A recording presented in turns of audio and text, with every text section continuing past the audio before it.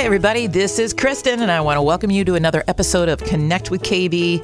It is great to have you tuning in with us again as we talk about leadership and education and business and all the wonderful things that connect us to each other. My guest today is an artist, entrepreneur, instructional designer, media producer, and a creator of transformational experiences. His company, Message Makers, did just that in 2020 when they helped businesses in Greater Lansing go virtual and adapt in-person events to a digital platform. I want to welcome to the podcast, Terry. Hi, Terry. Thanks, Kristin. Great to be here. Great to have you with me. And you have just got an unbelievable company and have done such a really great job with Message Makers over the last 30, 40 years. And as an entrepreneur, I want you to tell me, though, let's start with the Terry story. Tell me who you are. Ooh, that's a tough one, but everybody says that. That's cute. Some brief things. You bet. I was born in Detroit, grew up in the suburbs of Detroit. Came to Michigan State University, went to James Madison College, then got a master's in the College of Education, instructional design.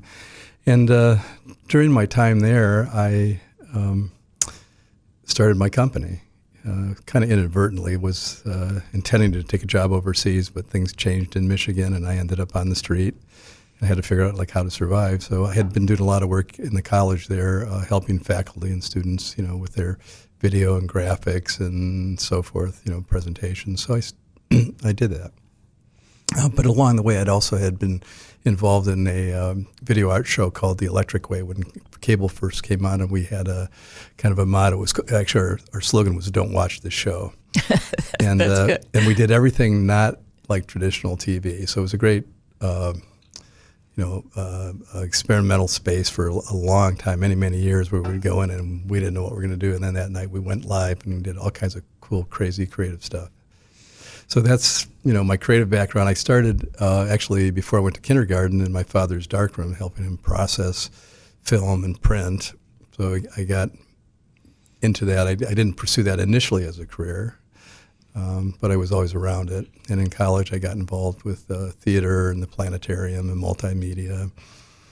And so that kind of all built towards then, the experience of Message Makers. And really at Message Makers and everything that I've done, it's always been about connecting and creating community and bringing people together and helping people tell their stories. Well, I have watched you through the years, and you have so much talent, and you bring so much talent, and surround yourself with so much talent. And I want to talk and let you share a little bit more about Message Makers and what you actually do. Okay, well, first on the talent thing, somebody told me a long time ago, hire people to do things better than you do. So I look for the best and want to be surrounded by them because I learn so much, and we can serve our clients better. But in Message Makers, when I'm asked, I always say, well, we make people cry. You do. And laugh and imagine and act. We help people tell their stories. And, to do that, you got to get people's attention first, and you do that through emotions. That's why I say cry, laugh, imagine, act. But also you want people to do, then if you've got their attention, then you've got to tell a strong story. And generally with our clients, they want people to do something, act more safely in the job. If it's a training project or vote or buy or do something. So, we have that in mind. Is that why are we doing this in the first place? And then, let's see. So in the arena that we work in, Message Makers, there's four major things. We help people with branding. We produce a lot of video. We produce events. Initially, we were doing mostly, live events in person, and then we shifted to the virtual. And then instructional design, creating custom curriculum. Yeah, through the years, obviously, I believe that you've probably added a lot of different product line, didn't you? Did you just start with video when you started Message Makers? No, it's more photography and okay. graphics, and it was actually slide tape shows early on. Things like that, but I quickly had video, and video was strong. The events sort of came when I started producing it was the Art and Oktoberfest in Old Town, Jazz Fest, Michigan Jazz Fest now, and Michigan Blues Fest. Those were the early, moments of event production, and those events, I mean, if you're shifting, to community experience, I started out in the basement of the Michigan Theater downtown, which unfortunately is no longer there. Right. It was a gorgeous theater. It would be the heart of downtown, but that's where your office was? Yeah, in the basement. It had been a former bowling alley, 25,000 square feet, which I think we had for $100 a month. Crazy. But I had to leave there because they were tearing it down, so I found a place in Old Town, bought the building, Old Town was all boarded up at that time, and cleaned it up, made it habitable, lived there and worked there, and there were a lot of artists in Old Town. So, we 2 doors down gallery, did a lot of art shows, and we started, our first event was Snake Rodeo. The snake is a symbol of transformation, so every artist had to have something that had a snake in it. And we did a little bit of music on the street, and then that evolved into Art and Oktoberfest, Jazz Fest, and Blues Fest today. Well, I've always considered you really to be the mayor of Old Town, and I know that a lot of people in this community do, and you really, really became very instrumental in kind of showcasing what a particular area could look like. And, we've now seen that transform down into Rio Town and some other places. But, it really kind of started, I suspect, with you kind of moving out that way. And well, I was the first, I'll say company, that came in. And there were a few others, Robert Busby, Tom Arnold, both have passed away now. But they were there fixing up buildings.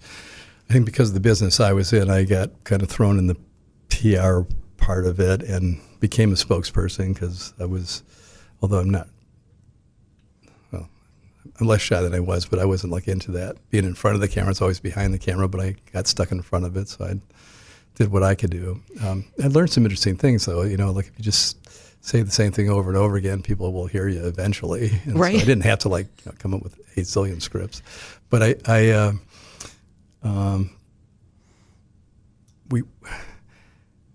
we were doing some cool things. It was a really cool place, and we were lucky because the architecture is great. You have the highest concentration of historic commercial buildings in the city, and they were covered up, a lot of them, with tin, and people started stripping them out and rehabbing them. So we just wanted that story to be told.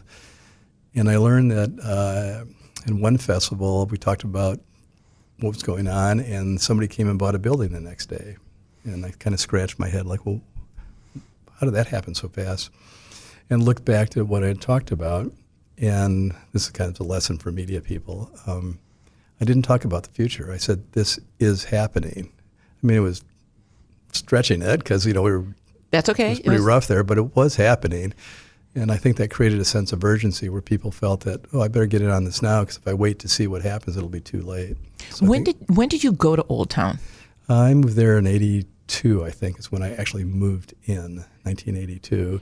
And it was not till the 90s that we kind of got, it was just sort of fledgling, whatever, but we started our first festival. I think the first Jazz Fest, first Art and Oktoberfest was 1994. And that to me is a marker because that's when we became visible. We partnered with the media, and people started going, oh, wow, there's something going on downtown. It's kind of cool, and people are down there having fun, living there, working. Did the pandemic change that a little bit in regards to the businesses down there? And did you see that? And I know Golden Harvest, I don't know. Initially, everywhere. It just got so quiet for months. And then some people haven't come back. Others have gotten by. And everybody's doing, most everybody's doing okay, but it's caused some major changes. I mean, I have Urban Beat there. We were pretty much, that was an 81% drop in sales for the year. Yeah, let's talk about Urban Beat because I think you're back up and running right now, and we are. So as part of what I want to do in Old Town, the festivals do that. They bring people together. That space, former Mustang Bar, is a big space, and I thought we should preserve a big space so people can come together. And I really want to have, I love music and art, so I said let's try to make the premier listening room in Lansing, where you can come and really hear in a more intimate way, like great music up close. We can still handle a good number of people. So I built that. It's a 1870 building. It's got some cool features, great sight lines. We put in a great sound system, lighting, and all that. And I want it to be the place where musicians want to play. It is also, though, a rental, isn't it? Can people hold events there? People do weddings, fundraising events. We do all of that. But we've coming out of the pandemic, we've now emphasized more of the restaurant side of the business. So we are we added a second kitchen, and we're growing that. I want to talk for a second about how you pivoted last year. I saw on your website that, you have still remained involved with the Lansing Regional Chamber, their economic club. I think you've done some work with AARP as well as Michigan State. And how did that come about when all of a sudden these in-person events were shutting down and they had to go virtual? And was that something that you really knew and you had in your back pocket right off the bat? Or No, we didn't. We weren't that prepared. I mean, everybody was like surprised. We lost a huge book of business. I mean, all the live events we had planned for the year canceled. Bam. But then we were close with our clients, and the conversations were, how do we continue to keep their communities connected, safe, and even become stronger? So that was a conversation that evolved into, well, how can we do this? And we had a great team in terms of, being able to put good events together and tell stories, and then we just looked at what we had both in what we had and what we needed to get, equipment and software-wise, to be able to offer more and to do that virtually. So we did it for ourselves instantly. We set it up so that our team could work. Our team was able to work remotely in whatever combination everybody felt most comfortable with. And then we started working with clients. We did a seminar or a webinar right away to kind of help all of our clients figure this out, and that was a first step.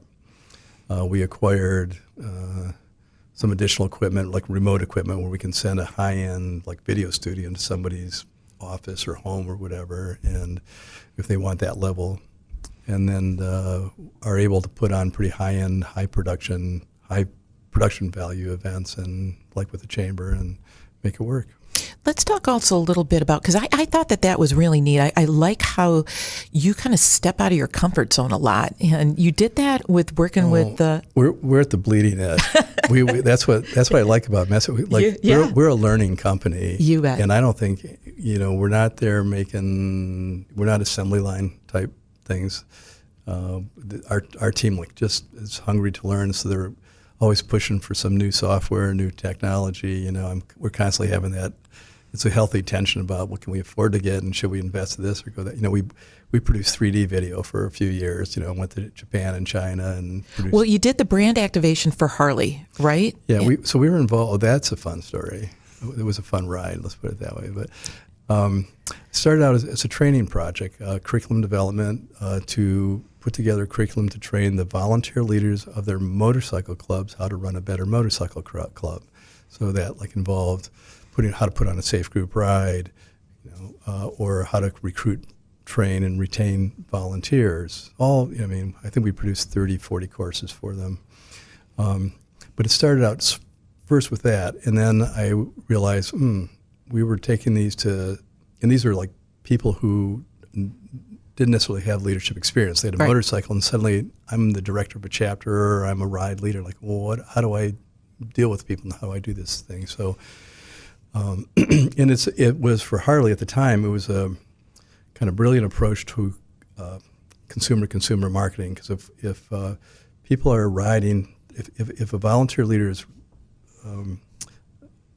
leading a motorcycle ride, there's nobody there necessarily from the motor company or the dealership, but they're riding together, which means they're going to need service on their bikes, new tires. They see what somebody's wearing, so they're marketing to each other, and the brand, promotes the brand, promotes the lifestyle, et cetera. So, how long did you do that? Are you still doing it now? We did about 15 years. Like I said, it started out just doing training, but then we started.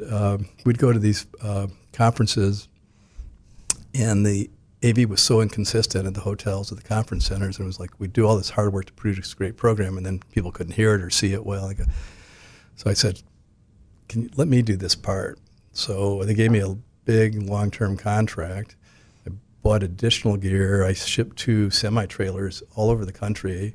I flew 20 crew people out, and we set up, and we did everything. I mean, we were writing the scripts for the execs. We did all the creative. We produced the videos, the slides. We ran 10, 15 breakout rooms, trained all the instructors. Are you doing much national work now?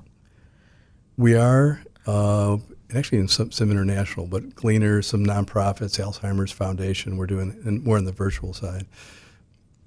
let me finish the motorcycle one because there's.